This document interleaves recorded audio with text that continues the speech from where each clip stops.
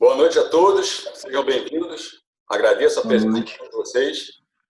Dando início aqui ao nosso webinar sobre segurança pública e Covid-19, os impactos dessa pandemia na segurança pública. Quem não me conhece, sou Bruno Passos, CEO da Argos. A Argos é uma empresa de consultoria e gestão em segurança. Quem quiser mais informações sobre a Argos, nosso site é www.consultoriaargos.com.br. Na verdade, esse webinar foi sugestão de alguns dos nossos clientes que sentiram essa necessidade de informações mais precisas sobre a segurança pública nesse período tão complicado.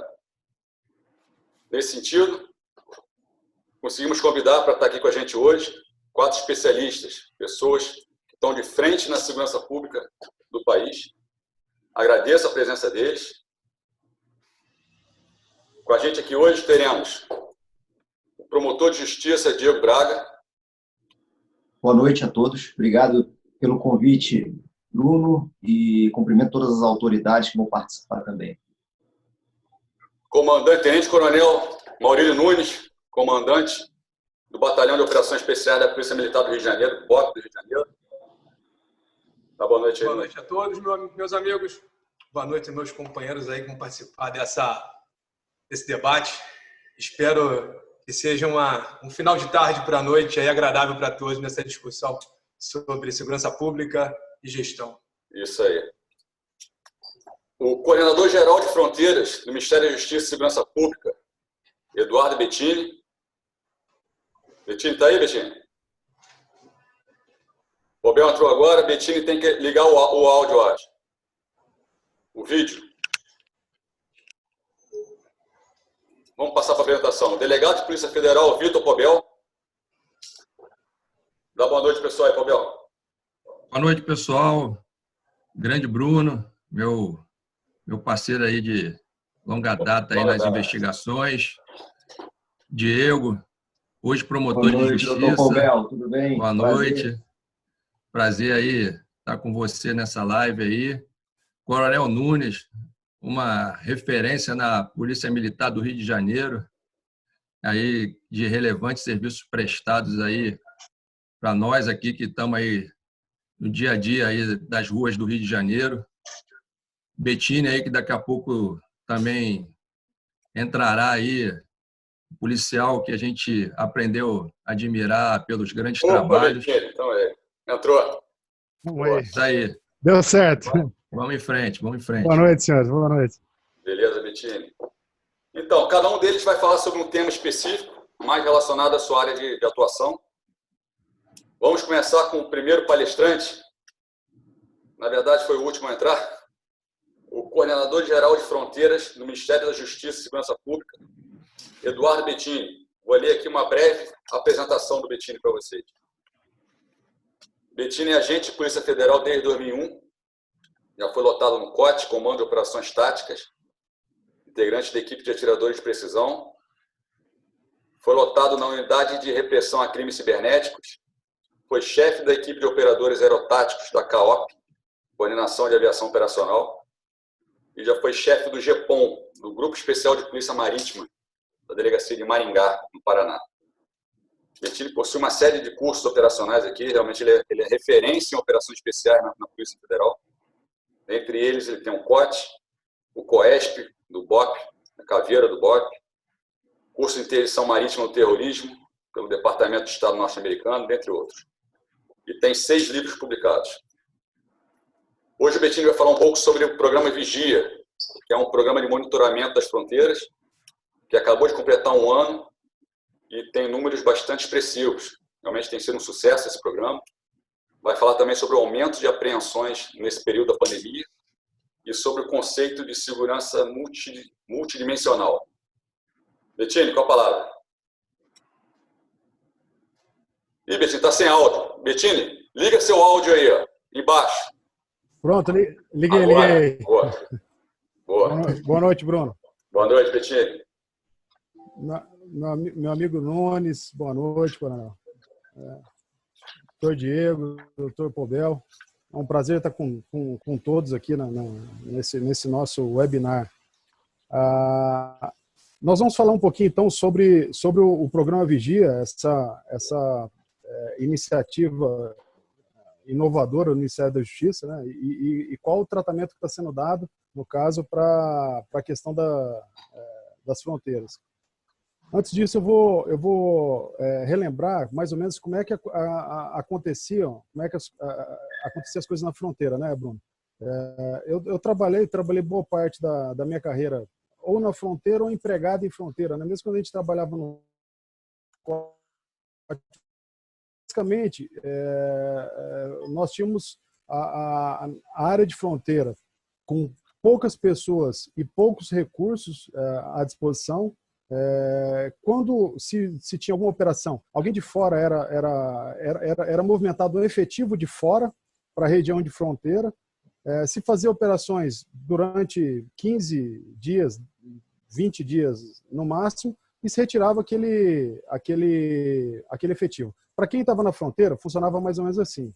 Você operava na região de fronteira, com poucos recursos, equipes muito reduzidas, e aí eu falo que acontecia um milagre. Durante 15 dias no ano aparecia todos os recursos. O Coronel Nunes é acostumado a ver isso aí, né, nas mega operações que acontecem, e aí chega recurso de onde você não imagina. Tem pessoal, tem 1.000, 2.000 homens, tem aeronave, tudo aquilo que você não tinha durante o ano todo. Só que isso aí causa um efeito muito reduzido do ponto de vista de resultados. Por quê? Porque essa movimentação grande de tropas, essa movimentação de pessoas, simplesmente ela alerta a criminalidade. E eles conseguem fazer o quê? Antecipar a nossa ação. Então, essas mega operações é um modelo que eu estava na fronteira e eu observava aquilo, eu não conseguia entender, não conseguia ver sentido naquilo. Eu conseguia perceber que eu não tinha os equipamentos que eu precisava ter. Nós não tínhamos OVNs à disposição, nós não tínhamos as lanchas que precisavam, nós não tínhamos os equipamentos. E aí surge essa oportunidade de se desenvolver um programa para as fronteiras todas. Vem o novo governo e aí a intenção é realmente fazer algo novo. E nós acabamos usando essa experiência anterior, o que tinha de positivo, o que tinha de negativo, e criamos o programa Vigia. Uma das coisas que o programa Vigia não faz, que nós vimos acontecer durante muito tempo, é o retrabalho. Aquela situação de você inicia um programa, aí você acaba com tudo que já existiu e aí você quer deixar sua marca. O Vigia não faz isso. O Vigia é uma plataforma Lego. Imagina aquela plataforma Lego que você vai encaixando. É uma grande plataforma integradora. É uma linguagem também de comunicação do nível operacional com o nível tático, né? Quando eu cheguei no Ministério, eu percebi também que não existia muito essa linguagem. Eu percebi que tinha coisas que eu sabia do nível operacional que não chegariam nunca no nível estratégico. E aí nós começamos a desenvolver o Vigia, que é essa linguagem, e também essa plataforma integradora. Então o Vigia ele traz para ele alguns conceitos, por exemplo, o conceito de equilíbrio de Nash, do trabalho cooperativo, onde cada instituição ela transfere um pouquinho de poder para outra e cria algo muito maior, onde o ganho ele é exponencial, onde o ganho é cooperativo. E onde as perdas elas se reduzem, né? A perda ela acaba sendo muito menor porque aumenta a resiliência das instituições. Então, o que nós fizemos? Qual foi a proposta? Trabalhar com 3 princípios. Simplicidade. Tudo que nós nos propomos a fazer era extremamente simples, porque a gente estava cansado de ver soluções que eram rebuscadas, que eram muito complicadas e que acabavam criando muitas teorias e na prática mesmo aquilo ali não surtia efeito. Então, vamos trabalhar com um sistema que seja simples, em primeiro lugar. Em segundo lugar, que exista uma convergência de propósitos. Eu costumo definir fronteira como uma conexão descompartimentada entre países. Essa definição é importante por conta do próprio conceito do Vigia. Só que a abordagem que eu via acontecer de fronteiras entre instituições era uma abordagem desconectada e desconexa. Então nós tínhamos instituições que eram desconectadas, né, e desconexas uma das outras. Então, uma polícia ia até um ponto, a outra ia até outra. As divisões eram espaciais e não divisões, e não havia uma agregação, uma integração. E aquela ideia da compartimentação, um não confiava no outro e não soltava informação e aquele negócio. Né? E aí eu vi aquele paradigma do ovo e da galinha. Uma instituição não confiava na outra porque não trabalhava junto e não trabalhava junto porque não confiava. A gente falou, pô, a gente tem que resolver isso. Então nós temos que criar o quê? Uma convergência de propósitos. Todos têm que estar na fronteira, convergindo propósitos em torno de um mesmo ideal. Essa sensação de a convergência de propósitos ela é extremamente poderosa, né? E o último princípio, são só 3 do Vigia, é o resultado. Nós vimos que existiam muitas políticas públicas de segurança pública também, feitas sem uma necessidade de prestar conta daquilo. Nós falamos, não, nós queremos fazer uma política de segurança pública que preste contas para a sociedade. Eu quero abrir uma página e poder mostrar meus números. E se os números não forem bons, a gente refaz, repensa o que está fazendo, ou então sai e deixa outro fazer. Agora, nós temos que ter números que provem o que nós estamos fazendo. Então, essa era a proposta. Simplicidade, resultado e convergência de propósito. Princípios,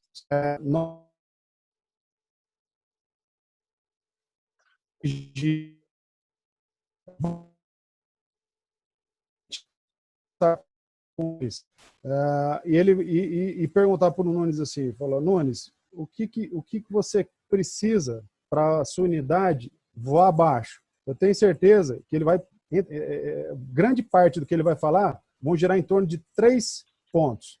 Uma operação que seja o quê? Que tenha uma vocação de acordo com a unidade dele, para ele não ser empregado no que ele não existe vocação, no caso do BOP, para ele ser empregado. Equipamentos e capacitações. Então, o Vigia, ele é basicamente esse tripé. Ele é a Operação Horus, que é uma operação que trouxe convergência de propósito para instituições. Ele trabalha para a aquisição de equipamentos, principalmente equipamentos que possibilitem interoperabilidade entre essas instituições. Eu dou um exemplo aí do sistema de comunicações, comando e controle que nós estamos instalando no Paraná e no Amazonas. É um sistema digital troncalizado que vai permitir todas as instituições que operam na região interoperarem. Eu vou criar um canal conjunto e todos vão poder falar naquele canal. Além disso, nós estamos fornecendo rádio para todas as instituições para eles terem seu canal de rádio. Então, hoje em dia, numa área, por exemplo, que é a área de Foz do Iguaçu até Querência do Norte, são aproximadamente 400 quilômetros, que pega ali a região lindeira do Lago de Itaipu, nós estamos instalando hoje lá um sistema de comunicação. Queremos aí até o meio de julho estar com esse sistema pronto. Que é algo inédito. Né? Falar não existe uma região dos 16 mil quilômetros de fronteira no Brasil onde exista comunicação com interoperabilidade. Aliás, eu não preciso nem chegar à interoperabilidade, não existe comunicação, salvo uma outra instituição que tem questões locais ali. E nós estamos trabalhando nisso. Então, Bruno, são esse tripé, comunicações, equipamentos, operações Horus e capacitação. Nesse sentido, nós começamos a trabalhar com um projeto piloto. Foi aonde? Foi na região de Guaíra, no Paraná, onde isso. Ali em frente, a cidade de Guaíra, em frente ao NEPOM, foram feitos alguns levantamentos antes de iniciar a operação e passava em média 200 lanchas com contrabando, drogas, armas e munição noite. O que nós fizemos? Trabalhamos em conjunto com a Polícia Federal local e com a Polícia Militar e existia uma incapacidade das instituições operarem sozinhas. Por quê? Porque a Polícia Federal tinha uma estrutura, tinha equipamentos, mas não tinha o quê? Pessoal. Delegacias de ponta da Polícia Federal tem um problema grave de pessoal, mas tinha uma estrutura muito boa. E tinha algumas pessoas ali com uma expertise de trabalho nessa área muito boa também. Só que eu tinha 60 quilômetros ali, uma unidade de referência, que é o Cobra do BPFRON, da Polícia Militar. Só que o Cobra não tinha os equipamentos que a Polícia Federal tinha. E aí, o que nós fizemos? Criamos um sistema cooperativo onde integramos o Cobra BPFRON com a Polícia Federal, com o NEPOM da Polícia Federal, e aí, meu amigo, aí foi o terror da criminalidade. Aí que surgiu a Operação Horus. Depois de 6 meses, nós já tínhamos dado um prejuízo, que é medido em lucros negados, que aí vem a questão do resultado, nós estávamos medindo tudo isso na casa de R$ 1 bilhão em 6 meses. Já estávamos chegando em 3 bilhões de reais. Fala sobre os números, Betinho, das apreensões também, desse período de um ano.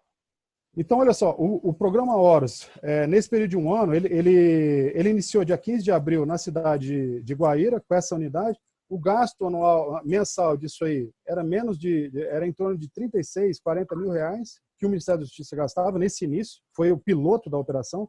É o que o Bonfim, o que trabalha conosco aqui, ele costuma dizer que é aquela ótica de Scrum, né? Trazer o valor agregado ao produto, né?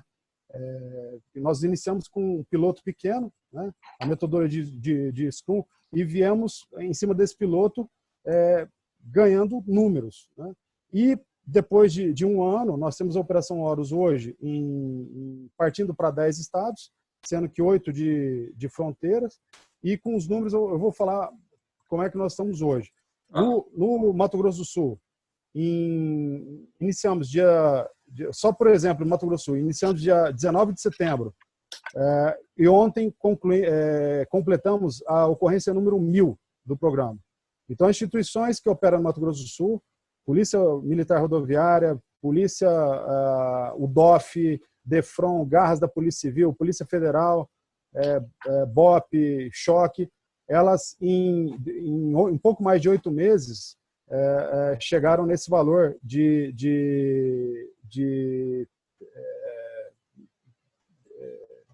que eu acabei de dizer, de ocorrência número 1000. Então, até agora, são 56 milhões de maços de cigarro. Estamos chegando em 200 toneladas de drogas apreendidas, 150 embarcações, 1.600 veículos, mais de 2.500 presos, um prejuízo direto ao crime na ordem de 870 milhões. Estamos hoje, acredito que já chegou em 900 milhões, pouco mais de 900 milhões, que tivemos várias apreensões no Brasil todo, do Amazonas até o Paraná. E um prejuízo evitado aos cofres públicos em multas e tributos na casa de 300 milhões. Isso é o que nós evitamos que o país perdesse. E com essa espécie de operação permanente, vai criando uma asfixia financeira nas organizações criminosas. É importante, né? Exato, Bruno. Então, o princípio do vigia é justamente isso. Ele causar essa descapitalização, né? Justamente asfixiar, pegar a organização criminosa pelo que ela tem, né, pelo que eles mais valorizam, que é o lucro. Então, nós buscamos ali reduzir a vitalidade financeira das organizações criminosas. Hoje em dia, o grande problema que nós temos é a convergência e hibridização de redes de ilícitos. E nós buscamos, através do vigia, reduzir, desidratar essas redes de ilícitos. Como? Atuando na questão financeira, atuando no poder do capital dessas organizações. Lembrando que o capital para as organizações criminosas é como se ele fosse um motor, ele é o que move elas. E o vigia, ele atua nos combustíveis desse motor. Então, para o vigia, não interessa se você falar assim, não, é cigarro e não é tráfico, eu quero só no tráfico. Não, no vigia não. No vigia você vai no cigarro, você vai no tráfico, você vai na arma, em qualquer coisa que eles possam fazer para dar lucro de maneira ilícita para eles, é o objetivo do programa Vigia. O programa tem algumas características, Bruno, que são bem interessantes. Então, ele traz um conceito. A Operação Horus é uma operação permanente, ela busca essa integração entre as instituições. Nós negamos aquele conceito antigo de repasse de fragmentos de informação para buscar a criação realmente se conheçam. E onde nós fazemos isso? Onde nós quebramos aquele paradigma que eu falei do ovo e da galinha no início? Nós quebramos isso aí nas capacitações. Ano passado nós investimos R$750 mil em capacitações. Foram 350 policiais e agentes de segurança pública e de defesa capacitados. Foram 16 capacitações. Deixa eu só interromper. Tem uma pergunta aqui, Betinho, do Coronel Rosano, gerente de segurança da Raizen. Ele perguntou exatamente isso. Como é que são essas capacitações, esse nivelamento dos operadores aí de fronteira? É exatamente então, isso. Bruno, As capacitações elas são feitas através da Senasp, né? São cursos que nós... por exemplo, eu vou te dar um exemplo que é mais fácil, né? Então, agora nós estamos moldando o curso de APH tático, Atendimento Pré-Hospitalar Tático. Então, são cursos que serão oferecidos de acordo com a doutrina. Até, Nunes, um dos que estão trabalhando aqui é o Pedrão, que vocês cederam gentilmente para nós aqui. O Pedrão do BOP está trabalhando nessa questão dos cursos de Atendimento Pré-Hospitalar Tático. Então, nós padronizamos uma doutrina e disseminamos essa doutrina. Além disso, nós também elegemos, né, não são escolhidos, são elegidos, algumas instituições que têm, me desculpe, que tem uma doutrina que é considerada boas práticas para nós. Então, eu te dou um exemplo, o COD também, que é a nossa experiência em divisas, o COD de Goiás. Para nós, eles têm uma doutrina interessante em operações de divisa. Então, nós investimos no curso do COD, ou investimos no curso do GEFRON, que é outra instituição que também tem essa expertise, e oferecemos vagas para outras instituições. Então, as capacitações são as nossas aqui, feitas através da Senasp, são capacitações também das instituições, que são aquelas que são eleitas como boas práticas. Além disso, nós temos capacitações. Ano passado nós tivemos 8 capacitações, 8 ações de capacitações com o Exército Brasileiro. Então, por exemplo, nós pudemos ofertar a capacitação do estágio de guerra na selva em Manaus, lá no SIGS em Manaus, do Exército Brasileiro, para operadores que operam, por exemplo, ali no Mato Grosso. Então, isso é algo sensacional. Além disso, nós temos também capacitações que são oferecidas pela Embaixada norte-americana. No passado, nós tivemos 3 capacitações oferecidas pela Embaixada norte-americana. Então, por exemplo, ano passado, nós tivemos um curso de desenho operacional e planejamento conjunto oferecido pelo SOC South, né, pela unidade de planejamento de operações especiais norte-americana. O que nós fazemos nessas capacitações? Trazemos o pessoal das pontas que operam realmente no terreno e oferecemos essas capacitações em um ambiente conjunto. E ali eles já trocam contatos, já estabelecem vínculos, elos de ligação, que mais tarde vão se refletir na Operação Horus, quando eles estiverem no terreno desdobrados e operando de maneira conjunta. Excelente, Bettini. E tem um planejamento para ampliar esse programa em outros estados do Brasil? Temos sim. Nosso objetivo é ampliar para os 15 estados, ainda até julho, e iniciar um pouco mais paulatinamente, né, a expansão dos 2 estados piloto de divisas, né, que são Tocantins e Goiás. Então, é Programa Nacional de Segurança das Fronteiras e Divisa. Então, temos 2 estados de divisa onde a operação ela vem se desenvolvendo. Além disso, né, Bruno, a operação ela vem... o Vigia é um programa extremamente adaptável, né? A competência central do programa é a adaptabilidade, né? Nós buscamos criar uma rede de base. Essas redes são o quê? São compostas por células, né? São organizações multifuncionais em células, e onde nós buscamos fazer o quê? Uma ligação informacional entre elas, né? Manter essas bases densas e ricamente informacionais. Isso aí tudo é feito, o interessante também, com recursos locais. Então, hoje, nós evitamos ao máximo, Bruno, retirar recurso de um estado, por exemplo, e colocar no outro.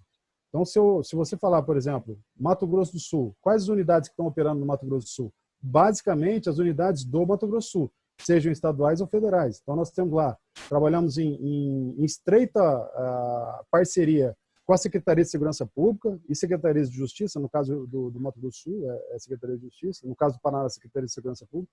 Enfim, a Secretaria é responsável ali pela segurança pública local, e investimos em quem é do Estado. Isso é uma diferença muito grande do que era feito. Eu vou te dar um exemplo. O Dr. Paul Bell ele vai lembrar aqui. Lembra da Operação Sentinela, doutor? Sim, sim. Então, nós aprendemos bastante com a Operação Sentinela. Eu operei no terreno com a Sentinela. A Sentinela tem várias vantagens, mas como eu falei, tem várias, tem lições aprendidas, positivas e negativas. Qual que é a lição aprendida negativa no caso da Sentinela? Eu estava operando, por exemplo, com o pessoal de Naviraí, e aí tinha o pessoal da Sentinela em Naviraí. E aí chegava um colega que era, por exemplo, vou dar um exemplo, que era de Fortaleza, ou que era de São Paulo. E ele chegava para passar um mês ali na operação. Aquele colega, ele basicamente, ele se transformava num passageiro ali de patrulha, porque ele não tinha conhecimento do terreno. Imagina o Nunes ali, Nunes, se você coloca na sua patrulha que vai fazer uma incursão numa comunidade hoje, se você coloca um policial recém-chegado do Paraná na sua patrulha, que nunca entrou na comunidade e que não operou junto com aquela... Então, basicamente, esse modelo de se pegar peças de outros locais que não conhecem a região, ele é um modelo que se mostrou pouco efetivo. Então, nós fizemos essa mudança. Nós investimos nas unidades locais. Nós levamos a capacitação para as unidades locais. Nós custeamos, através do Ministério da Justiça, que o policial local, por exemplo, ele possa trabalhar, ele possa receber diárias quando ele trabalha deslocado da sua sede. Que é algo que a gente sabe também, que muitas vezes para as polícias estaduais existe uma certa dificuldade, e dentro do programa isso é resolvido. Então, hoje nós temos em torno de 1.700 policiais dentro do programa, sendo que temos uma folha, né, de pagamento de diárias também dentro do programa, onde né, geralmente nessas unidades de fronteira nós temos pouco efetivo, então muitas vezes nós precisamos pegar, por exemplo, policiais de Dourados, no Mato Grosso do Sul, e colocar os policiais trabalhando reforçar em Naviraí, ou então colocar em Mundo Novo. Então isso aí é feito, mas tudo com policiais do Estado. Basicamente assim, de maneira bem... para não tomar muito tempo aqui, né, Bruno? E não perder aí a... No final você vai falar novamente para responder as perguntas. Mas pode finalizar. Quer finalizar? Pode finalizar. Não, é basicamente isso aí. Eu dei um overview aqui do programa, né? E aí no final, se tiver alguma pergunta, a gente... Tem mais perguntas aqui, no final a gente vai fazer essas perguntas. Tá bom. Caso alguma pergunta não dê tempo de responder, peço, por favor, para vocês, por gentileza, mandar para o site da Argos. Tem um campo contatos no site da Argos. Caso fique alguma pergunta sem resposta, por favor, mande para lá que nossa equipe vai receber e vai repassar aos palestrantes. Eu li aqui que o Hélio comentando que tem muita gente que está tentando entrar e não está conseguindo. Não era para acontecer. Na verdade, esse webinar podia entrar várias pessoas. Já tem 106 pessoas participando. O pessoal aí que vai tentar resolver isso aí, tá? Mas esse vídeo vai ser gravado e posteriormente a gente vai disponibilizar para os nossos clientes e amigos aí. Vamos agora passar a palavra para o nosso próximo palestrante, delegado de Polícia Federal, Vitor Pobel. Boa noite, Bruno. Boa noite mais uma vez aí a todos os colegas, Coronel Nunes, Bettini, o Diego, nosso colega promotor de justiça hoje. Como Bettini, Pobel, deixa eu só ler uma breve apresentação sua, até para o pessoal que não te conhece, saber quem você é. Tranquilo. Dr. Pobel foi chefe da Interpol do Rio de Janeiro. Ele foi DR-Cor, delegado regional de combate ao crime organizado. Foi chefe do Grupo de Inteligência Missão Suporte. Foi corregedor da Polícia Federal do Rio de Janeiro e no Espírito Santo. Foi chefe da PF Niterói, chefe da PF no Aeroporto Galeão em Santos Dumont. E tem 25 anos no cargo de delegado da PF. Ele é o segundo delegado mais antigo em exercício no Rio de Janeiro. Tem bacharel em Direito e Administração de Empresas, mestrado em Segurança Pública pela FGV e é colunista de segurança do jornal Extra. O Dr. Pobel vai falar hoje com a gente aqui especificamente sobre o Rio de Janeiro, sobre a criminalidade no Rio de Janeiro pós-Covid-19, alguns cenários e projeções. Pobel, palavra. O tema aí que me deram foi a criminalidade no Rio pós-Covid, né? Isso. E até pegando um gancho no que o Bettini falou, eu fico muito feliz de saber com mais detalhes do projeto Vigia, né? Eu já até escrevi um artigo para o Extra, né, falando um pouco sobre esse tema, né? E muitos governantes aqui, né, para tirar assim o problema de violência e de segurança do seu colo, né, falava que não, é que arma e munição e drogas, o Rio de Janeiro ele não fabrica, né, as fronteiras estão desguarnecidas, né, atribuindo culpa à Polícia Federal e às Forças Armadas. Então, a segurança pública ela é compartilhada. Eu chamo esse trabalho né, que o Bettini bem falou aqui no início, de segurança pública por camadas. Ela começa lá no país estrangeiro, né, e atravessa as nossas fronteiras, né? É claro que a Polícia Federal e as Forças Armadas elas têm que realizar bem o seu trabalho, mas a droga, a mercadoria ilegal, a arma, quando ela chega na comunidade, ela passou pela fronteira dos países, ela passou pelas fronteiras dos estados, ela passou pelas fronteiras dos municípios. Então, assim, a responsabilidade ela é compartilhada. Então, se um falhou ou se um falhar, o outro, cabe ao outro agir. Mas, quando todos falham, essa droga, essa arma, essa mercadoria ilegal, ela chega às ruas dos grandes centros, como aqui no Rio de Janeiro, né? Que a gente percebe, né, a bandidagem atuando já por muitos e muitos anos, né? Muitos e muitos anos se fala no problema da segurança pública aqui no Rio de Janeiro. E é um problema assim muito sério, que afeta assim o dia a dia, afeta o cotidiano, afeta investimentos, afeta o turismo.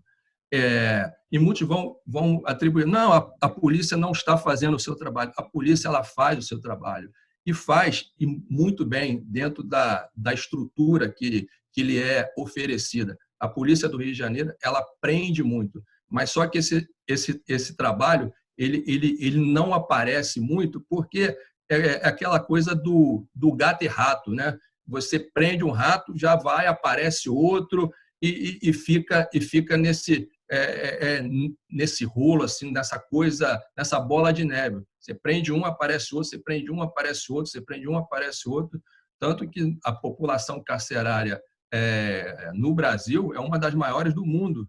Não, são 750 mil presos. Então, a polícia está fazendo o seu trabalho. Mas a sociedade ela não sente isso nas ruas, né? E o que mais incomoda, né, aqui no Rio de Janeiro, são os crimes de rua.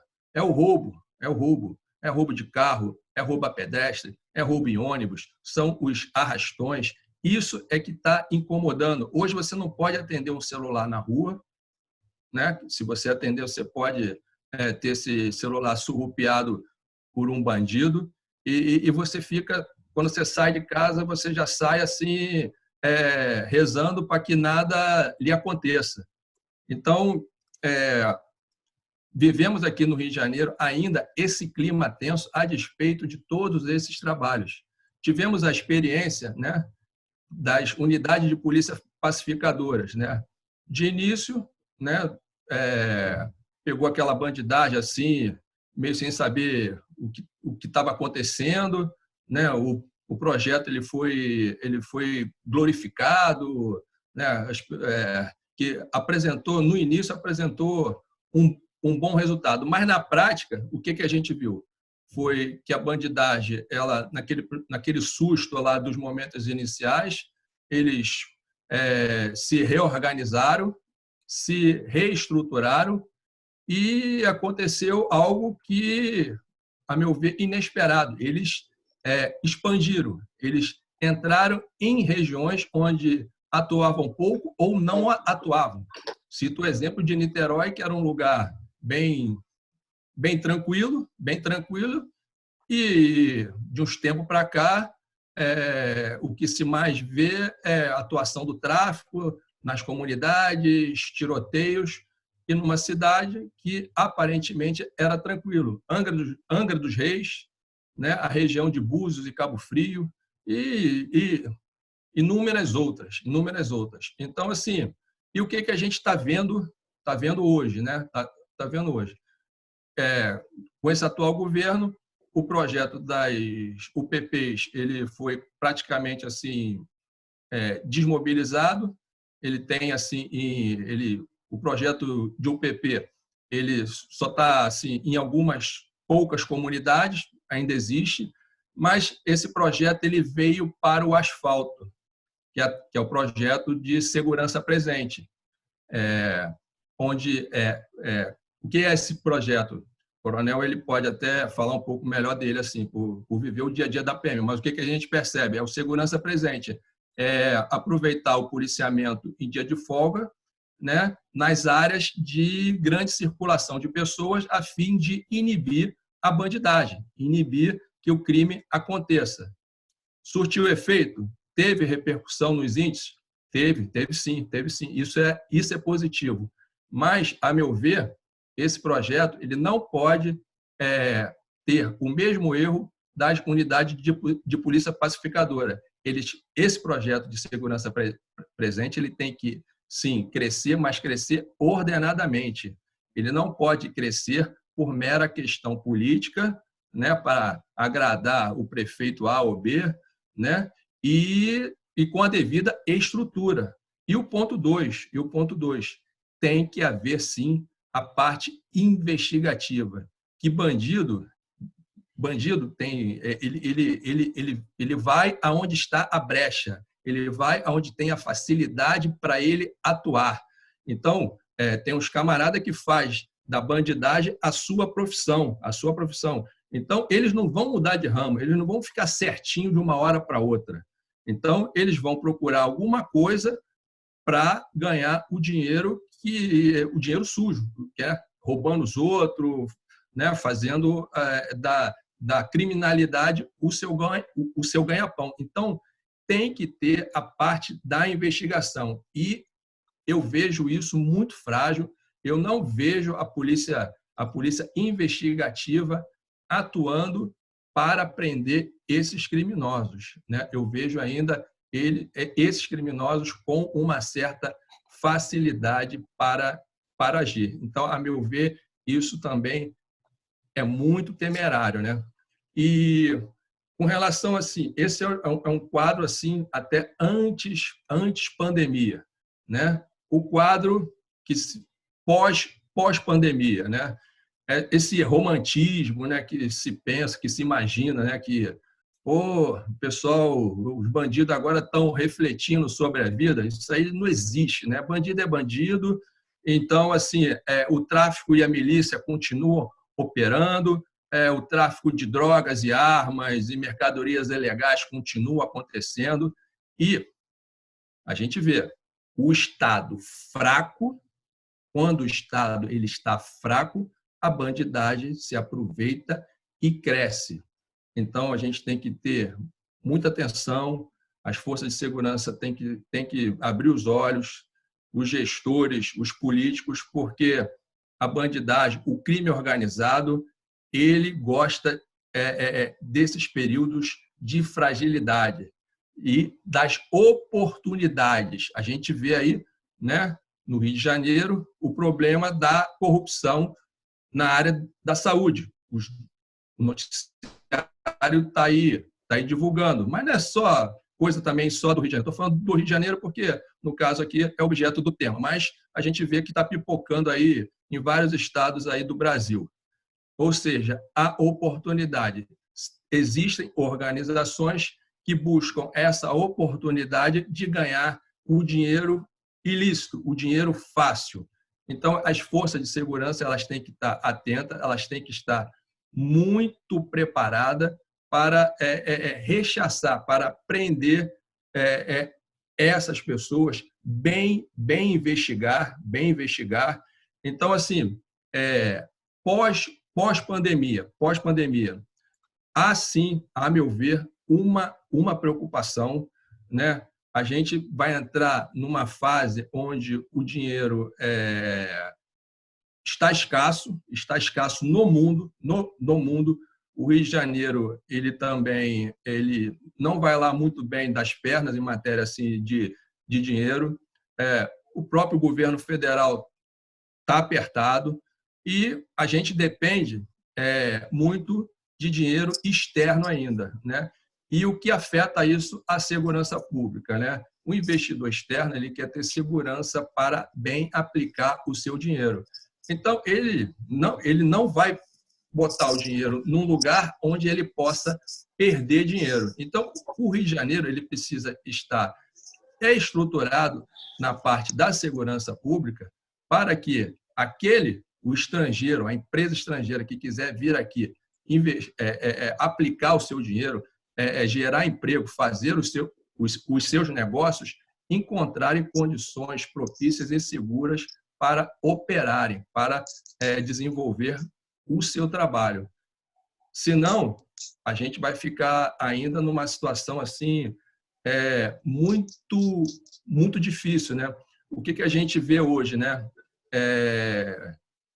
O pobre, né? O pobre, ele ainda está ali, restrito nas suas comunidades, ele ainda está lá, está recebendo auxílio de R$600, a coisa está indo, né? Para os informais, as comunidades e tudo, mas esse pessoal, esses pobres hoje, eles vão se juntar a uma massa que está perdendo emprego, que está fechando negócios, que é o pessoal da classe média, Então, eu entendo, sim, se essa situação persistir, se não houver nenhuma intervenção na área assim, econômica, poderá, sim, repercutir no dia a dia e até gerar uma convulsão social. Né? A gente fala até nas rodas policiais, assim, imagine o dia que a favela descer para o asfalto, né? Então, assim, a gente tem que trabalhar na segurança pública, a gente tem que trabalhar com cenários. O cenário hoje não é muito bom em matéria de segurança pública, a despeito de toda a força policial, de toda a capacitação, de todo o preparo das polícias, mas essa parte assim, econômica, essa parte de desemprego pode afetar bastante o dia a dia, pode afetar bastante a segurança pública. Essas são as considerações iniciais. Pegando aqui o gancho, doutor Pobel, inclusive essa acho que é a pergunta do Mauri aqui. Ele falou exatamente isso. Se o desemprego causado pela Covid-19 geraria um aumento na criminalidade. Exatamente isso que você respondeu. As questões econômicas, elas têm, sim, impacto na segurança pública, né? Porque, além daqueles bandidos profissionais, aqueles caras que não tem jeito, né? Que são bandidos por natureza, que não vão mudar de jeito nenhum, né? Quando o dinheiro seca, quando as pessoas perdem emprego, muitas são atraídas, né, que não pensam muito, são atraídas pelas oportunidades. São chamados para moram aí em comunidade, ou então vão num ato impensado, vão sim para as ruas para praticar assalto, se envolve com tráfico de drogas, né? As comunidades, as notícias que eu tenho, a maioria delas está funcionando normalmente, fora essa parte aí de isolamento e tudo assim, é droga, é comércio, né? Então, a vida lá está girando. Então, se não houver uma intervenção econômica forte, né, capaz de gerar emprego, de produzir riqueza no país, a gente vai sim sentir os reflexos na segurança pública. Essa é a minha visão. Só mais uma pergunta, doutor Pobel, do Alexandre Klein, diretor de segurança da Linde White Martins, América Latina. Sabemos que o tráfico de drogas também está sendo impactado financeiramente pela pandemia. Quais seriam as novas ações delituosas que poderiam surgir como alternativa para manter a rentabilidade de grupos criminosos? Migração dos crimes, né? Eu não vejo que eles estejam assim afetados pela pandemia. Eu vejo que as operações deles continuam, eles se estruturam, eles diversificam atividades. A gente sabe de organizações criminosas ligadas ao tráfico que alugam seus armamentos para quadrilhas de roubo de carga, de assalto a banco. Então, eles arrumam sempre uma maneira de aumentar os seus lucros. Eu não vejo a pandemia muito afetar o tráfico de drogas. talvez alguns usuários, aqueles que frequentam aí as baladas, pode ter dado um tempo, mas tem uma demanda já consolidada e eu não vejo assim eles sentirem, assim como a milícia. A única coisa assim que vai afetar a milícia é que muitos comércios também serão fechados, mas não por causa da milícia, é por causa das condições econômicas mesmo. Então, mas a milícia continua deu uma recuada agora no que tange assim ao transporte legal, mas a venda de gás, as pessoas estão consumindo mais em casa, então eles fazem um balanceamento e o lucro deles, né, tanto milícia quanto tráfico, se mantém assim alto. E essa é a minha visão. Tá ótimo, doutor Pobel, excelente, obrigado aí. Vamos então passar para o nosso próximo palestrante. No final eu vou fazer mais perguntas a todos. O pessoal falou que parece que tem um limite de 100, a gente atingiu 106 participantes. Eu não sabia disso, é a primeira que a gente está fazendo aqui, esse sistema de webinar da Zoom. Realmente eu não sabia disso, mas essa reunião está sendo gravada e depois a gente vai disponibilizar tudo. Nosso próximo palestrante vai ser o promotor de justiça Diego Braga. O promotor Diego possui pós-graduação em Direito Processual Penal, Direito Eletrônico e Direito Digital. Professor de cursos preparatórios para concursos públicos. Foi delegado da Polícia Civil do Estado de Minas Gerais, agente da Polícia Federal e inspetor da Polícia Civil do Estado do Rio de Janeiro. O promotor Diego vai falar especificamente sobre os novos meios de investigações no cenário pós-pandemia. Diego. Boa noite a todos. Gostaria de agradecer o convite, cumprimentar todas as autoridades aqui presentes, cumprimentar o Bruno, parabéns pela iniciativa. Eu vou falar aqui, inclusive, um pouquinho sobre isso, sobre a questão da integração da área privada com a área pública. Eu considero isso absolutamente fundamental. A gente não consegue fazer uma investigação com resultados de fato satisfatórios se não houver essa integração, não só dos órgãos do governo, mas também da área privada. Começo falando um pouquinho da questão da ciência dos dados, essa science data, que é importantíssimo para a análise das investigações que nós fazemos. Houve uma mudança considerável, Bruno, com relação a esse pacote anticrime, essa alteração da legislação em 2019, da Lei 13.964 de 2019. Ela alterou substancialmente o Código de Processo Penal, o Código Penal e as legislações extravagantes, mormente no que tange a Lei de Crime Organizado, que é mais ou menos isso que eu vou basear a minha palestra hoje.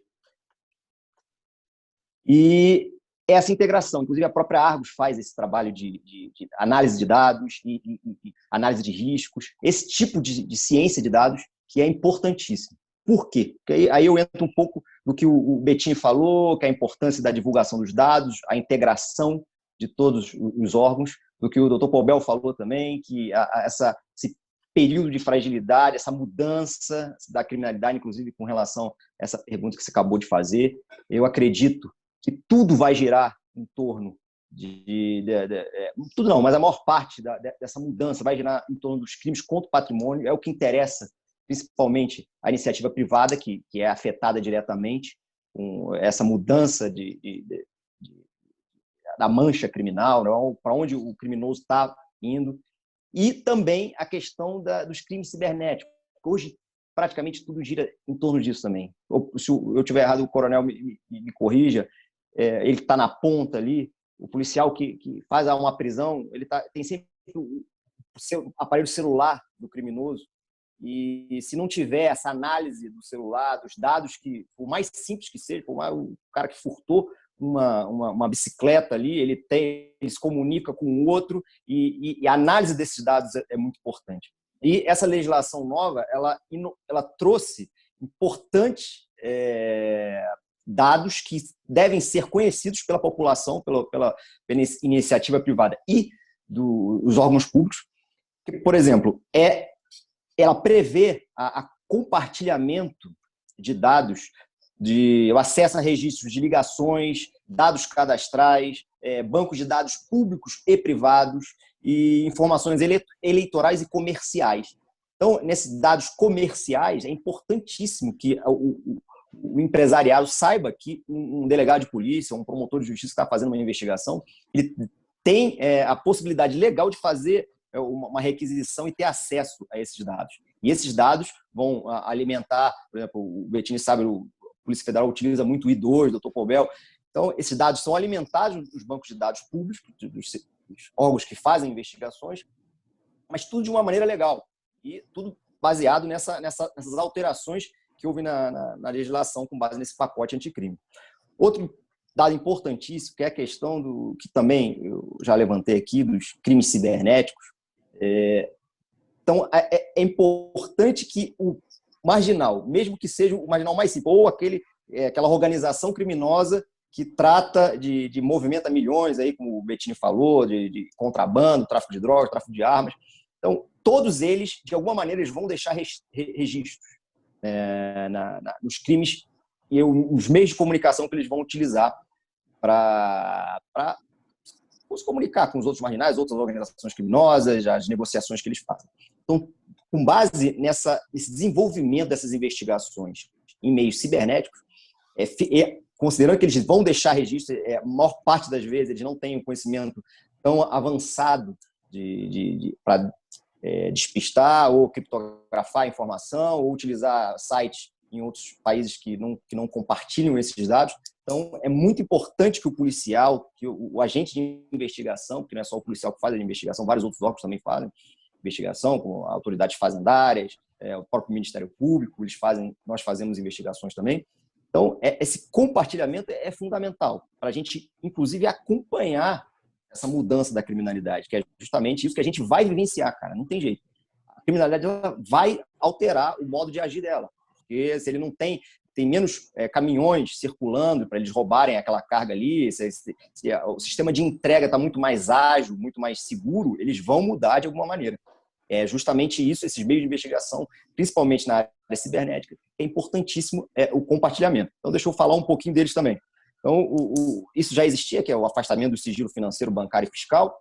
E uma grande novidade que trouxe, a legislação foi alterada, que trouxe também, foi a questão da infiltração de agentes virtuais. É muito utilizado pela Polícia Federal, inclusive o Bettini, eu não sabia que ele já tinha integrado a Delegacia de Crimes Cibernéticos.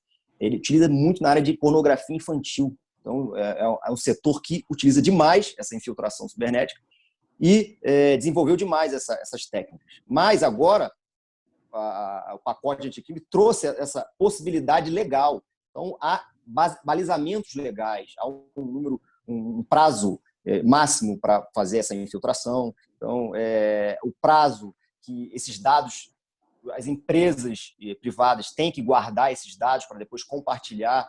Isso é um outro dado importantíssimo. O Marco Civil da Internet, de 2014, obrigou as empresas privadas, isso é importante, a iniciativa para saber que tem que guardar pelo menos um ano. Então, as empresas que tratam e lidam com esses dados, eles são obrigados a guardar pelo menos por um ano. Então, são investigações que não podem demorar muito. Eu participei de várias investigações quando estava na Polícia Federal, que elas duravam mais de um ano. Então, tem que tomar muito cuidado. A velocidade dessa integração é muito importante. Outro dado que o Bettini falou também é sobre a importância da divulgação dos dados e resultados aqui. Eu trabalhei em Goiás, na área de fronteira, e não sabia desse trabalho do Vigia. Inclusive, trabalhei diretamente com o COD, não sabia que eles também faziam parte disso. Então, você vê que, ainda que a gente está engatinhando ainda nessa questão da integração das forças, é muito complicado. E, no frigir dos ovos, Coronel Nunes, que se me corrija também, a Polícia Militar ela tem muita informação. Ela está ali na ponta, os policiais lidando diretamente, aí aprende um celular, mas o policial tem que saber que para ter acesso àquele aparelho celular ali, precisa de autorização judicial, senão você vai perder essa prova mais lá na frente, na questão, numa nulidade judicial. Então, tem que haver essa integração e tem que haver o compartilhamento dessas informações de maneira legal. E eu sou suspeito para falar, porque eu tenho contatos e acesso muito a bancos de dados privados. Eu não sei se, inclusive, meu amigo, eu vi que o Mauro Melo tinha entrado aí, da CredLink, a própria Argos, do Bruno. Esse compartilhamento é fundamental. Outro dado importantíssimo, não sei como é que está o meu tempo aí, não posso me estender. 2 minutos. Isso. A questão da vigilância, que eu já falei. Essa possibilidade das empresas e dos órgãos de investigação fazerem essa vigilância da internet. Então, eu até escrevi um TCC algum tempo atrás a respeito disso, da diferenciação. É isso que eu ia te perguntar. Qual a diferença entre vigilância cibernética e infiltração cibernética, viu? Vocês geram um pouco de confusão. Pois é. Exatamente. O que o pacote anticrime trouxe de novidade foi justamente a infiltração virtual ou cibernética, depende da nomenclatura utilizada. Mas a vigilância, e a gente fazia muito isso na Polícia Federal, tenho certeza que ainda fazem, quando você está num local aberto ao público e você faz uma vigilância, não necessita da autorização judicial. Assim como não está numa sala de bate-papo aberta ao público ou nas fontes abertas, que a gente chama na internet, você não necessitaria de uma autorização judicial para ter acesso a essas fontes abertas, ou, por exemplo, que eu dei na sala de bate-papo, ou grupos de WhatsApp que não necessita de autorização de alguém para entrar, você pode simplesmente entrar nesses grupos. Há uma discussão, eu defendo que, inclusive, só há necessidade nessa infiltração, que você interage com o marginal, diferente da vigilância, que você faz simplesmente uma observação dessas fontes abertas, essas salas de bate-papo, etc. Então, é essa diferenciação. Mas, como eu sempre falo, os órgãos de segurança, a legislação, ela está sempre, eu acredito que esteja sempre um passo atrás do marginal. A gente não consegue acompanhar a velocidade deles. Então, a gente está, quando eles mudam essa mancha criminal, encontram essas fragilidades e mudam o meio de atuar deles, a gente ainda demora um pouquinho para chegar junto deles. É difícil, mas é importante a gente conhecer o que hoje a gente tem de legislação para poder atuar. Então, foram alterações substanciais e muitas das investigações que a Polícia Federal usa e a própria Polícia Militar, que tem um setor de inteligência deles, a gente trabalha muito com a chamada engenharia social. Então, a gente tem que trabalhar os dados que a gente tem, as informações que chegam até nós, inclusive dos próprios marginais, que a gente tem essas informações através de interceptações telemáticas, interceptações telefônicas, quebra de sigilo fiscal, bancário, etc. E fazer com que os próprios marginais façam parte dessa investigação e nos forneçam mais dados. Então, essa engenharia social, que a gente chama, que é um dos meios de investigação mais utilizados também, né, no combate a esses crimes cibernéticos, que a gente utiliza. Então, é isso. Não quero me estender, porque a gente estabeleceu um prazo aqui, mas eu inclusive tenho perguntas depois para o Bettini desse vigílio. Tá ótimo, Diego. Obrigado. Excelente. Vamos... No final, a gente faz... Tem bastante perguntas que eu estou vendo aqui. No final, a gente vamos deixar o Tenente Coronel Nunes falar agora, que no final a gente faz mais perguntas. Então, nosso próximo palestrante, Tenente Coronel Maurílio Nunes, comandante do BOP, do Batalhão de Operações Especiais do Rio de Janeiro. Coronel Nunes é policial militar desde 1997, cursado em Operações Especiais, sniper, gerenciamento de crises em grandes eventos e outros. Já comandou o 41º Batalhão de Polícia Militar, uma das áreas mais críticas do Rio de Janeiro. Atual comandante do BOP desde janeiro de 2019. Participou de todos os grandes eventos e operações pela unidade. Gerenciou a operação de sequestro do ônibus na Ponte Rio-Niterói, em agosto do ano passado. Ele é mestre em gestão empresarial pela FGV, com o tema liderança, e autor do livro Elite da Gestão. Todo executivo lidera operações especiais. O Coronel Nunes vai falar aqui com a gente hoje sobre gestão de crise e operações especiais. Coronel. Bom, primeiro, boa noite a todos, meus amigos debatedores, palestrante Diego, doutor Pobel, meu amigo, Bettini, companheiro aqui de labuta, aqui cursado também, e o Bruno, também parabenizá-lo pela excelente iniciativa. Agora, Vocês levaram o sarrafo, né? Me deixaram falar por último, depois de todo mundo falar da maneira que falou. Isso aumenta a minha responsabilidade. Mas o que eu espero agora? Primeiro, vou fazer um alinhamento de informações com todo mundo. Vou falar um pouquinho do que é o BOP e como nós estamos enfrentando essa situação nova para todo mundo, né? Essa pandemia. Primeiro, o BOP. O BOP é uma tropa de excelência operacional que busca sempre entregar o seu melhor, mesmo com o risco da sua própria vida. Então, senhores, 24 horas por dia, 365 dias por ano, nossa tropa está aqui aquartelada ou em operação para proteger todo cidadão do estado do Rio de Janeiro. Também é uma força de intervenção da Polícia Militar e reserva técnica de pronto emprego do comandante-geral, o nosso secretário. Nós, nas operações especiais, também nós somos chamados de última rádio, ou seja, quando ninguém mais consegue resolver um problema, nós somos chamados, né? Mas o que faz o BOP ser o BOP? Na verdade, são nossas competências essenciais. Primeiro, processo seletivo. Nós temos um processo seletivo muito rígido. Muito rígido. Para quê? Para ter os melhores que tenham as competências para as operações especiais. Nós temos somente 2 portas de entrada no batalhão. O curso de ações táticas, um curso mais rápido, de 5 semanas, voltado muito mais para a área tática, e um curso de operações especiais, um curso mais longo, um curso de 3 meses a 4 meses, no qual o Bettini teve a oportunidade de fazer esse curso com a gente, né? Cursado aqui também. Porém, esses cursos, nós temos uma média de retorno de 2%, que eu consigo absorver de cursados, porque realmente o nosso tipo de trabalho, eu preciso estar entre os melhores. Porque na hora que nós estivermos no combate, nas operações especiais, no ambiente crítico, eu não posso ter dúvida e tenho que estar com o melhor do meu lado. E acredito também e sei que as grandes empresas de destaque nos seus segmentos também têm esse processo igualitário, né? Além disso, nós temos os nossos valores são muito sólidos, tanto que estão desenhados na nossa pilastra de sustentação, nossos valores que norteiam a nossa missão. Liderança compartilhada. No nosso tipo de ação, se uma liderança não for muito forte, ela tende a perder a organização da missão e, no caso, nós podemos perder até nossa vida.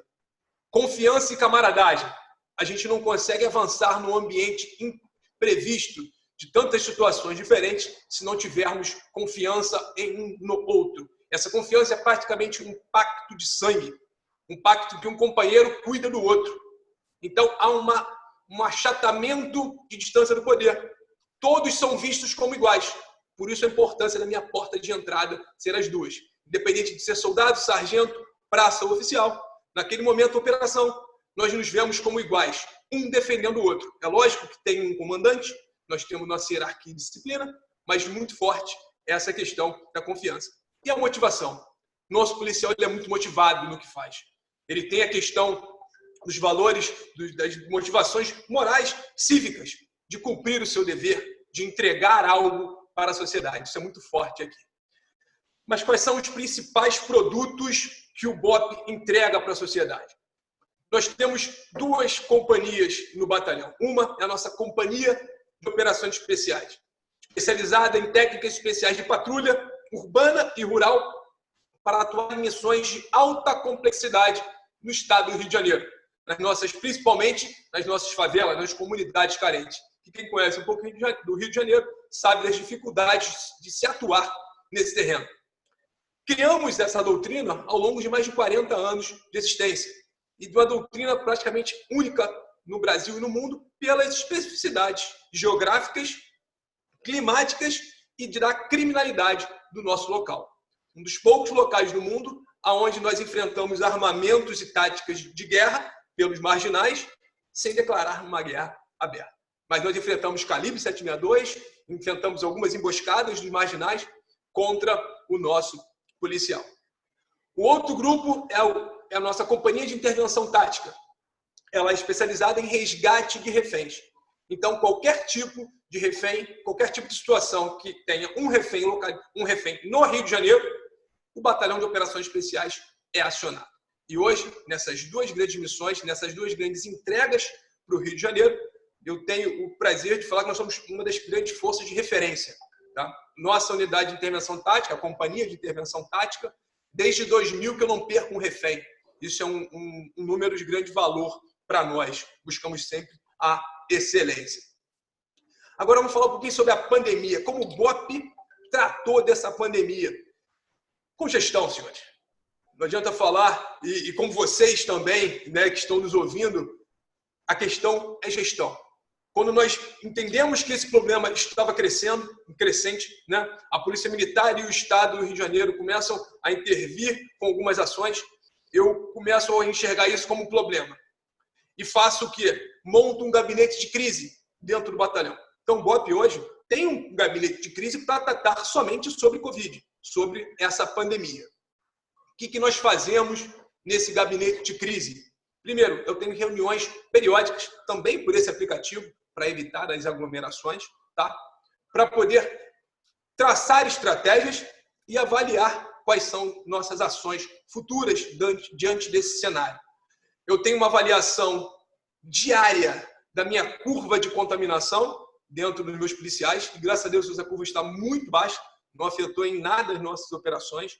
Eu tenho um médico no batalhão que faz avaliação direta dos policiais e diariamente nos atualiza questões externas de saúde, de novas possibilidades para fazer higienizações do tipo.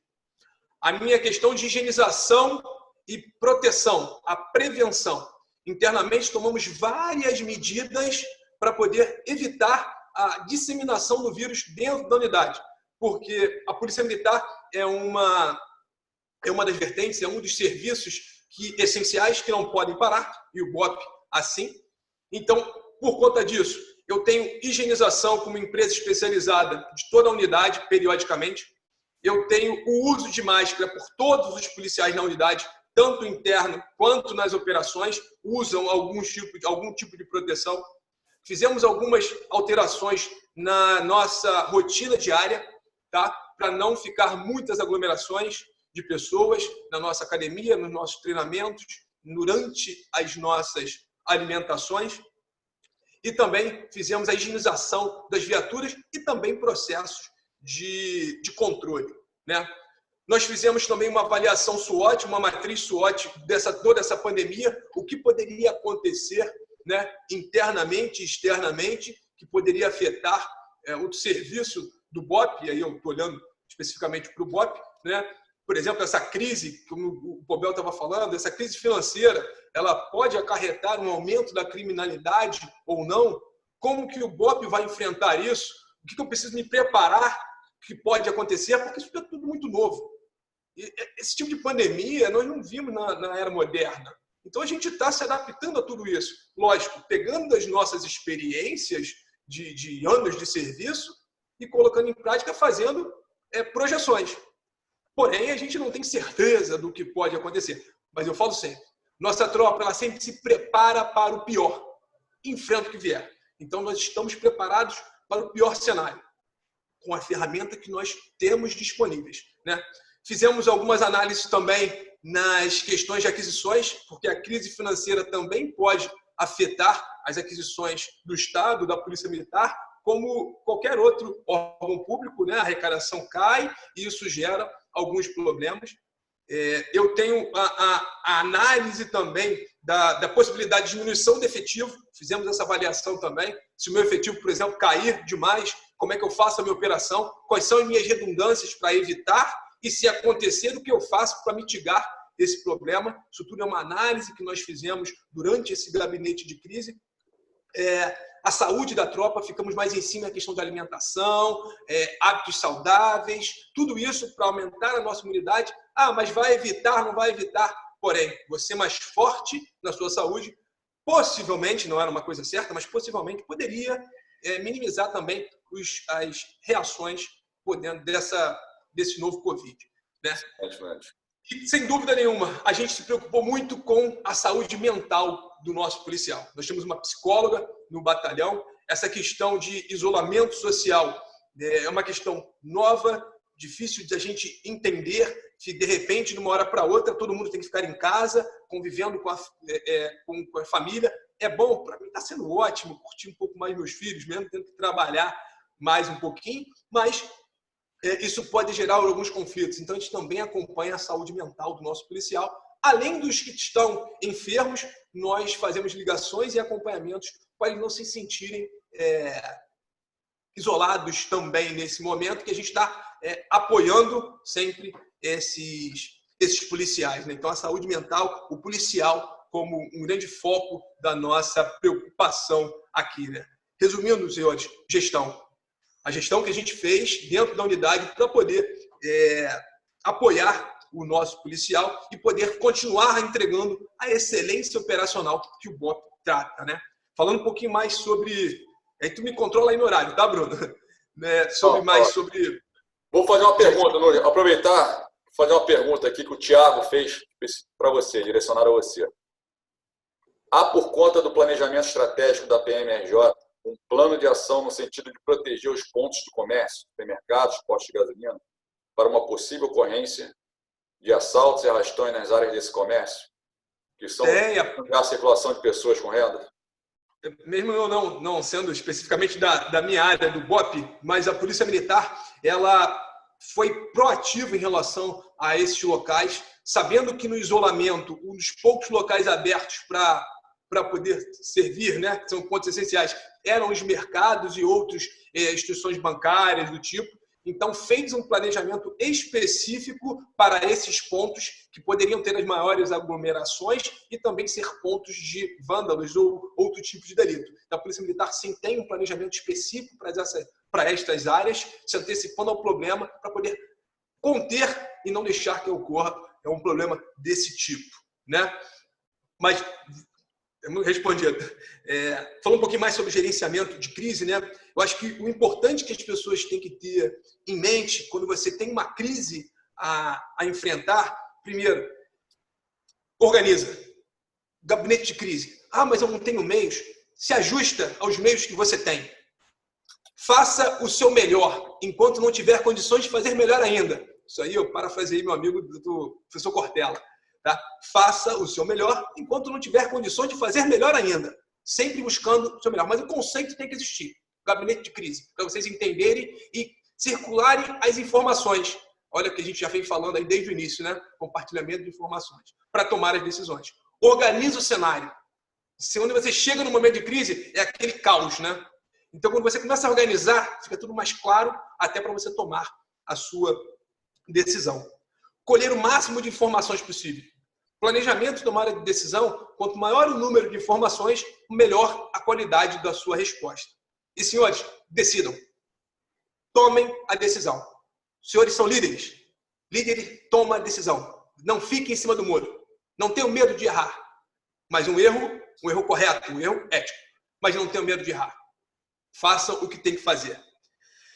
Só juntando um pouquinho do que todos falaram aí rapidamente, né? Eu acho que todo mundo citou sobre isso, a integração, né? Integração das forças.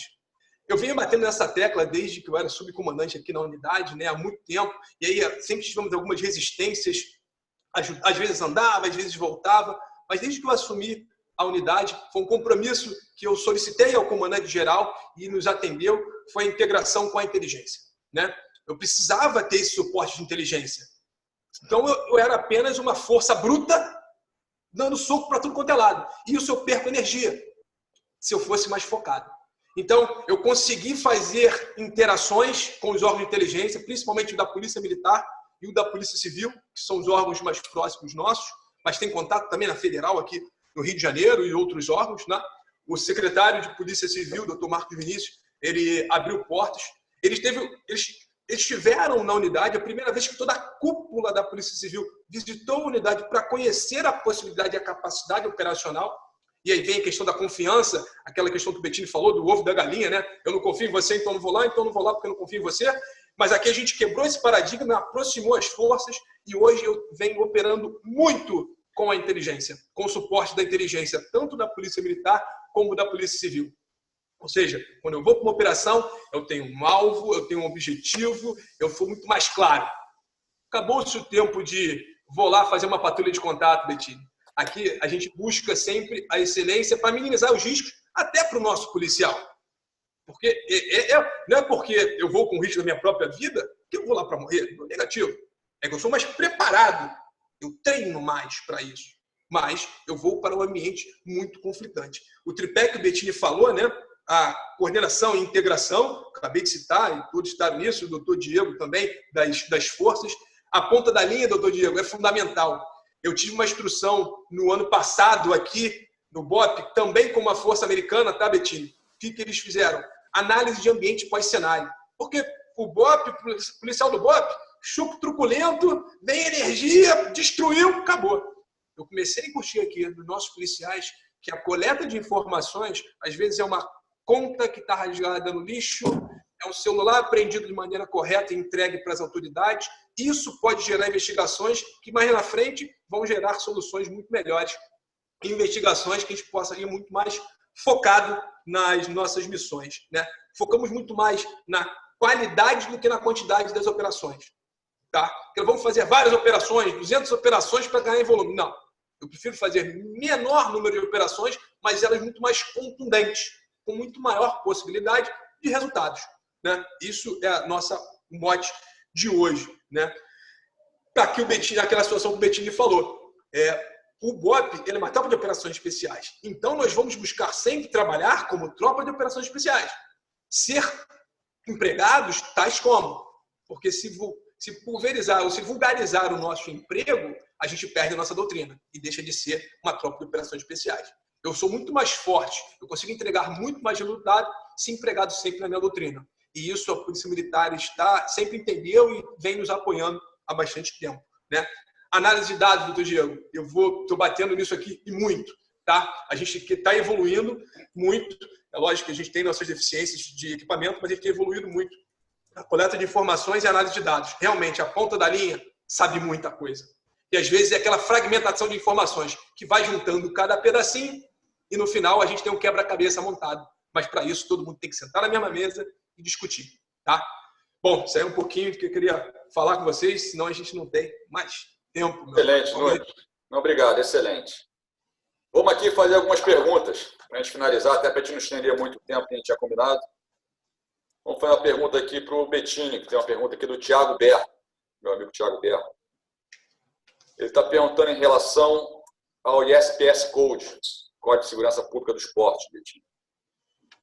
Se ele efetivamente está sendo valioso junto ao projeto Vigia, em relação à prevenção dos caminhos e contrabando de armas e drogas no âmbito dos nossos portos e terminais marítimos. O Bruno, tá me ouvindo? Estou. Ok. Então, Bruno, eu estava até conversando há pouco com o Vivone, um colega do Nepom, lá de Paranaguá. Então, nós temos o Vigia ainda não chegou na parte de portos e aeroportos. Talvez uma possibilidade de no futuro trabalhar, né? Nessa área existe uma legislação específica, existe a Comporta, a Sesportes. Então, o Vigia, nós tem a possibilidade de no futuro a gente apoiar também as ações que são desenvolvidas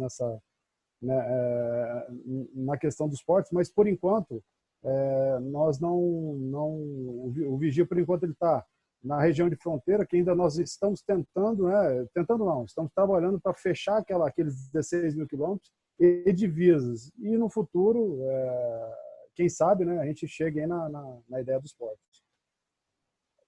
Excelente, Bettini. Mais uma pergunta aqui do Marcelo Biguês. Ele não especificou para quem, então quem se sentir mais confortável, por favor, fique à vontade. Na verdade, acho que o Pobel já até comentou sobre isso. Vocês consideram a possibilidade de uma convulsão social em face da degradação das condições socioeconômicas e aliado a isso, a profunda crise institucional política que assistimos? O Pobel já... Eu abordei isso, eu vejo essa possibilidade, como o Coronel Nunes falou, a gente tem que trabalhar e pensar em cenários, né? Deus queira que isso não aconteça no país e aqui no Rio de Janeiro, mas há sim uma possibilidade, né? As pessoas perdendo empregos, os negócios sendo fechados, empresas falindo. Então, é um quadro bem negativo aqui no Rio de Janeiro, né? E a gente sabe, né, que o Rio de Janeiro, né, depende muito de receita de petróleo e turismo, né?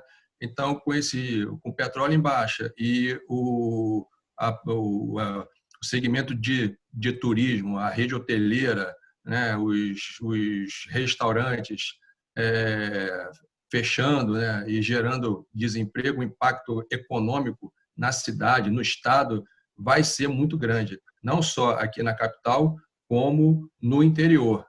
Então, há sim uma possibilidade, porque quando a população não tiver atendida às suas demandas, ela vai procurar alguma coisa, e muitos, né, vão procurar alguma forma de ganhar o dinheiro lícito, né, mas outros vão ser seduzidos pela criminalidade, e isso vai ter impacto, se isso acontecer, vai ter impacto, sim, na segurança pública, né? A PM, como o coronel disse, já se planejou, já fez aí os preparativos, já imaginando esse tipo de cenário, né? Com relação a policiamento de vias, né? Com roubo de carga, posto de gasolina, supermercado, principalmente, né? Que a fome é um fator que impulsiona as pessoas para o delito. Então, eu vejo, sim, essa possibilidade. É uma possibilidade e é real. Excelente, doutor Pavel. Foi uma pergunta aqui agora para o doutor Diego, do coronel Rosano Augusto. Face à nova lei 13.964, pacote anticrime, pode-se dizer nos casos de roubo de cargas e delitos conexos, ao agravar o artigo 157 do Código Penal, seria suficiente para melhor coibir tal delito? Entendo que sim. Houve uma exasperação grande desses delitos mais graves, inclusive com utilização desses delitos de roubo, por exemplo, como ele citou aí, passou a ser crime hediondo com essa nova alteração e considerando que passa a ser hediondo uma série de benefícios legais depois para progredir de regime, para ter benefícios de saída temporária, etc. São todos impossibilitados. Então, com certeza, isso vai ter um reflexo, inclusive, na situação da quantidade de pessoas encarceradas, porque essas pessoas, uma vez presas e processadas e condenadas, elas vão passar mais tempo aí cumprindo a pena no regime fechado. Então, eu não tenho dúvida que essas alterações vão impactar nesses crimes mais graves, que é o que o doutor Pavel falou, que são crimes que incomodam muito mais a sociedade, são muito mais palpáveis para a sociedade, inclusive para os empresários, são crimes contra o patrimônio. Então, houve uma mudança, andou muito bem o legislador nesse sentido, e eu acho que vai realmente beneficiar o empresariado que sofre muito com os crimes contra o patrimônio. Tá ótimo. Vou fazer uma pergunta aqui para o Bettini, do Carlos Veiga. Existe alguma iniciativa com as empresas para melhor aparelhamento das instituições? Parceria público-privada ou algo do tipo? Não, assim, não e sim. Existem algumas iniciativas isoladas. Eu te dou alguns exemplos, né? Nós acabamos de receber uma doação de equipamentos de proteção individual, tão importantes nesse momento de Covid, né? Da Souza Cruz. Tem também a destinação de computadores, muitas vezes computadores que são direcionados, aliás, esses equipamentos são direcionados para as unidades de pontos que tem essa necessidade. Então, existe esse trabalho que é feito, mas não é de uma maneira sistemática, né? Com as empresas em geral. Algumas iniciativas que existem, de algumas parcerias, no caso, por exemplo, da Itaipu, né, com o próprio Centro Integrado de Operações de Fronteiras lá em Foz do Iguaçu, é algo que está acontecendo, por isso que eu disse sim e não, né? Que vem acontecendo, vem se ampliando, e existe um campo ainda muito grande ainda para essas parcerias, né? Outro exemplo que a gente dá também, no âmbito do Covid, nós investimos R$1 milhão do Vigia para aquisição desses EPIs. e nós utilizamos a cadeia logística da empresa também, da Souza Cruz. Então, eles forneceram a distribuição. Então, num prazo, Bruno, de 30 dias, nós conseguimos fazer o processo de aquisição, que é algo realmente complicado de se fazer, né? Aquisição governamental. Nós fizemos a aquisição de máscaras, luvas, e álcool em gel e óculos de proteção, e conseguimos distribuir, com o uso da logística da empresa, distribuir para as unidades de ponta de uma maneira assim, muito rápida, e a distribuição foi a custo zero para o governo. Então, existem, sim, várias ações, e o não que eu disse no começo, talvez seja assim, que é algo que tem ainda Deveria ser mais, né, Betinho? Deveria ser mais. Deveria ser mais, exato. Então, só como diz existe uma frase do Nelson Rodrigues, né? Eu não tenho compromisso com erro, né? Então, eu falei não, mas não era não, na realidade, que deveria ser mais, aproveitando o gancho do Dr. Diego. Excelente, Bettini. Uma pergunta aqui agora para o Coronel Nunes, do Alexandre Klein, mais uma do Alexandre Klein. Quais são os maiores desafios operacionais das ações dentro das comunidades durante esse período de pandemia? Se puder também, Coronel, falar um pouco da operação da semana passada. Tivemos fuzis apreendidos, granadas, drogas, operação no Complexo do Alemão. Acho que a questão de principal desafio, né, é você continuar o combate à criminalidade e, mesmo assim, ter um mínimo de prevenção e preocupação com a disseminação e contaminação desse novo vírus, né? Como eu falei, nós sabemos que nós somos seres essenciais, precisamos manter o nosso trabalho, mas com muito mais qualidade, com trabalhos muito mais cirúrgicos. Mas, eventualmente, eu vou precisar entrar numa casa. Policiais reportando que entraram em algumas casas e as famílias dizem, não, eu estou contaminado. E olha a situação difícil, né? O policial tendo que fazer uma varredura e o ambiente, né, está contaminado. O policial tem a proteção o máximo possível. Eu acho que uma palavra que gera muito boa nesse momento é um bom senso. Um bom senso e discernimento do policial na hora de fazer uma abordagem, na hora de entrar numa residência, para também não expor uma família e também não se expor a esse vírus. As maiores dificuldades que eu vejo nesse momento. Mas o nosso policial, a gente orienta, a gente conversa muito com ele, e até uma orientação da Polícia Militar, para que, quando for fazer esse tipo de abordagem, tentar o maior bom senso possível. Tá?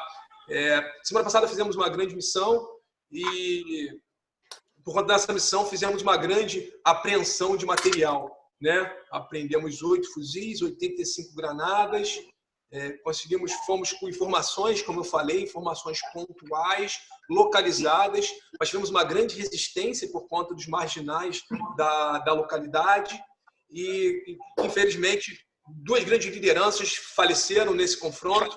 Eu falo infelizmente porque realmente a gente não busca isso, né? A gente busca sempre a prisão, a legalidade, mas como eu falei também, né? Eles se encastelam nos seus feudos, né? Que são as comunidades, e ficam fortalecidos e não querem ceder aquele local. E a gente precisava chegar em 2 pontos que nós tínhamos conhecimento, um local de guarda de armamento e o outro local de residência de uma liderança local. E nós conseguimos chegar aos locais, conseguimos fazer as apreensões e foi o resultado que se foi visto. Eu não posso falar muita coisa porque essa ocorrência ainda está sob investigação, mas, mais uma vez, é questão de gestão e gerenciamento, né? Uma operação complexa, mas que deu certo, graças a Deus. Excelente, Nunes. Mais uma pergunta aqui para o Diego. Do Carlos Veiga, gerente regional de segurança corporativa Latam Twitter. Cadu, meu amigo Cadu. Saiu aqui da pergunta, só um minuto, peraí. Existe alguma ação entre o MP e empresas de tecnologia no sentido de investigações de eventuais crimes cometidos nas redes sociais?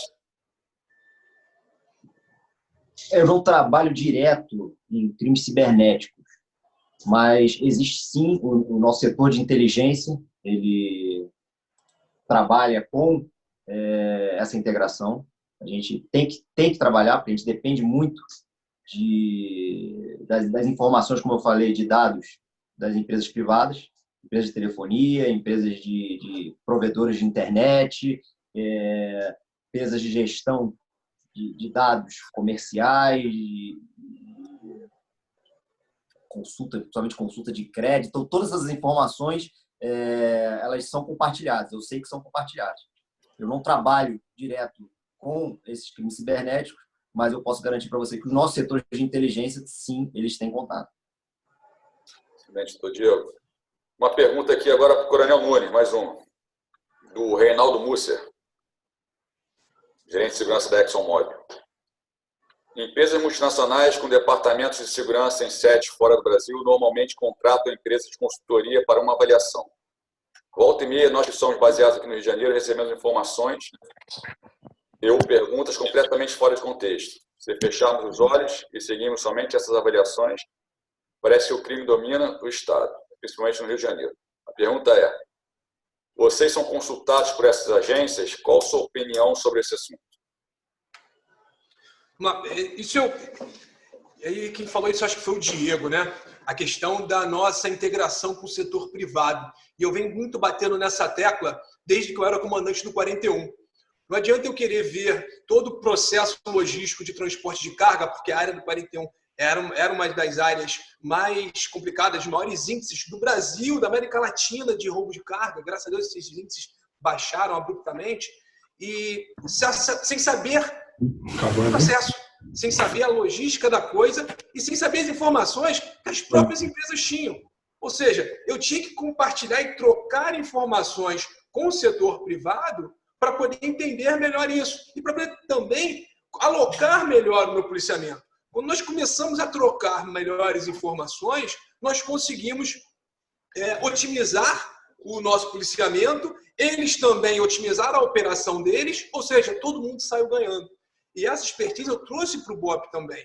Então, eventualmente, eu recebo algumas solicitações de informações. É lógico que essas solicitações, nós temos os canais técnicos para nós conversarmos, mas nós temos relacionamentos aqui até com algumas embaixadas, com algumas empresas. Eu mesmo faço parte de alguns grupos privados para poder debater e interagir com os empresários, com o grupo, os grandes grupos, para poder entender melhor, né? Imagina um grande grupo de pessoas, de trabalhadores expatriados que vêm aqui do Brasil, e o que eles veem na imprensa lá fora, às vezes, realmente é assustador. Por eles, às vezes, você não sai na rua que também está acontecendo caos no Rio de Janeiro. Pô, calma, gente, não é assim. Temos problemas? Temos. Mas temos as soluções. Mas no Rio de Janeiro você tem que entender um pouco bem o que é o Rio de Janeiro.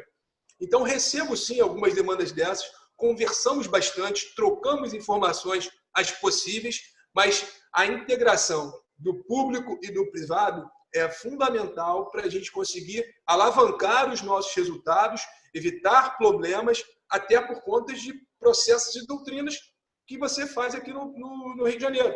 Como circular no Rio de Janeiro, se uma questão de convulsão social é real ou não é real.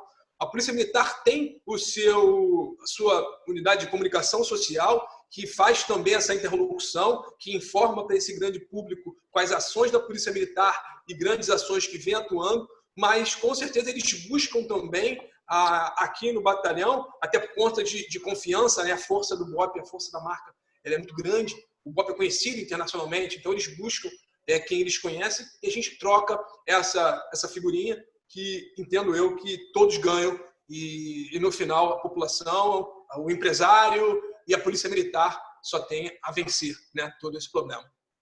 Excelente. Pessoal, estamos chegando...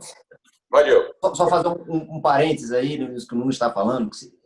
A gente esbarra, eu via isso muito na Polícia Federal também, essa questão de compartimentação da informação. Então, às vezes, a pessoa parte do princípio dessa dificuldade de confiar na iniciativa privada.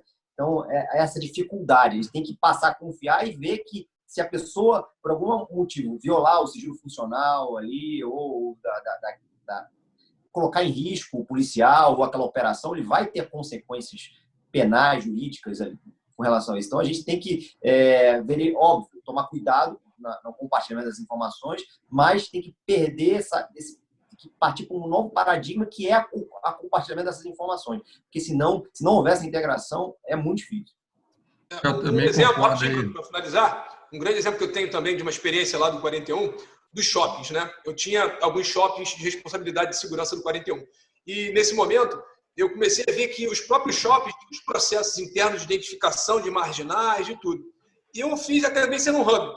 Pegava aquelas informações, aí vinha um outro grupo de shoppings, um outro amigo que estava em outro shopping, e, às vezes, os mesmos grupos atuavam em shoppings distintos.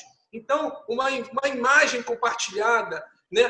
Com a própria Polícia Civil, que é a parte de investigação que o Paul falou, que nos shoppings tivemos um período aqui com muitos assaltos a joalherias, a lojas de celulares. Então, esse compartilhamento de informações da própria empresa privada com o setor público, a gente ganhou muito. Identificou alguns alvos, conseguiu, com a Polícia Civil, identificá-los, qualificá-los para alguns inquéritos, e aí eles terem os mandados de prisões para a gente conseguir efetuar isso tudo. Então, é uma experiência positiva que eu tive, que acho que ilustrou bem essa questão do compartilhamento de informação.